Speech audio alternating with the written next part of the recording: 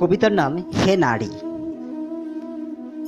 নারী, তুমি এক অপূর্ব সৃষ্টি, তুমি এক অপূর্ব শক্তি, যে শক্তির দ্বারা তুমি নিমেষে পাষণ্ড পৃথিবীকে শান্ত করতে পারো।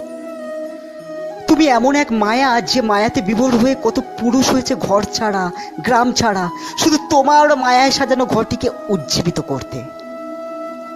তুমি পূজিত হও আমাদের এই পৃথিবীতে।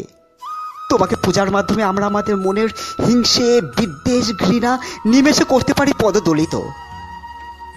তুমি পাড়ি দিয়েছ পর্বতে, তোমার পাদধূলি আছে চন্দ্রে, কিন্তু শুধু পারোনি পাড়ি দিতে সেই সমস্ত বর্বর, অসভ্য, অমানুষদের হৃদয়ে, যারা তোমাকে ভ্রূণাবস্থায় রক্তাক্ত করতে দ্বিধাবোধ করেনি। তুমি পরাজিত করেছ মনসা মঙ্গল কাব্যের চাঁদ সওদাগরকে। শুধু পরাজিত করতে পারোনি সেই সমস্ত পুরুষদের যারা তোমাকে গণিকা বিবেচিত করেছে। একটা চাকরি পাওয়ার আশায় তোমাকে পণ্য করতে হয়েছে নিজের শরীরকে, শুধুমাত্র লোভ লালসাতুর অভুক্ত কুকুরদের তিক্ত দেহকে সিক্ত করার জন্য। তুমি শুধু যুগের পর যুগ বিলিয়েই এসেছো, কখনো বোন হয়ে ভাইকে স্নেহ, কখনো কন্যা হয়ে বাবাকে অন্ন, আবার কখনো মা হয়ে সন্তানকে নিজের দেহের টুকরো।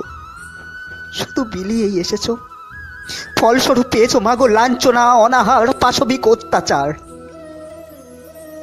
যে পুরুষ তোমাকে রাস্তাতে দেহের প্রতি কটূক্তি করে মাল বলে, আজকের দিনে সেই পুরুষও গাইবে নারী দিবসের স্লোগান।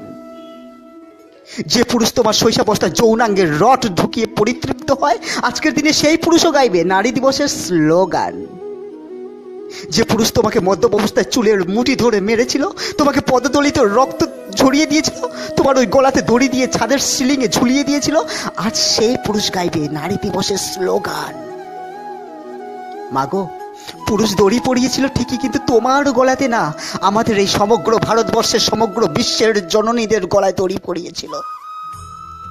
কিন্তু তুমিও একদিন জাগবে মা, জাগবে।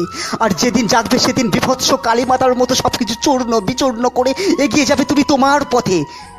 সেদিন ভারত মাতাও নিজের দেহের কাপড় খুলে তোমাকে জড়িয়ে দিয়ে বলবে, এসো এসো এসো হে নারী, আমার বক্ষে তোমার স্থান খানি।